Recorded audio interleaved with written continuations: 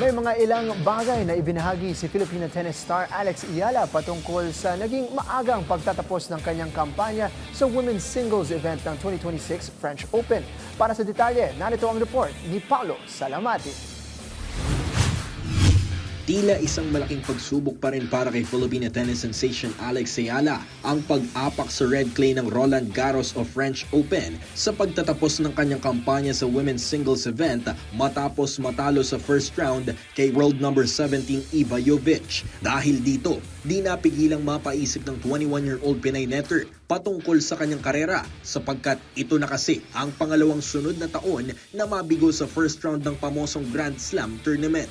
Sa naganap na post-fight press conference, ibinahagi ni Ayala na nagsilbing eye-opener para sa kanya ang natamong straight set loss kontra sa kanyang kaibigan at doubles partner na si Jovic upang matutunan ng mga ilang bagay na dapat pa niyang baguhin sa kanyang laro.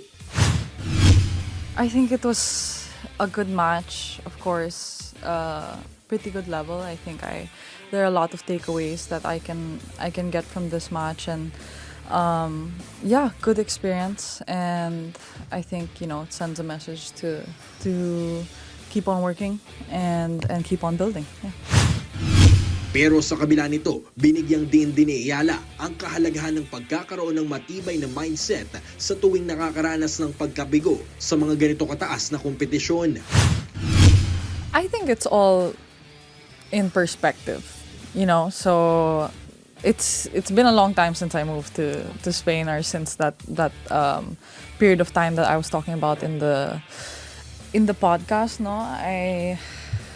I'm top 40 now. I've done a lot of great things, and the game at this level is so much more than just technique. So there's so many different factors that build into it. But that being said, I'm super proud of how far I've come.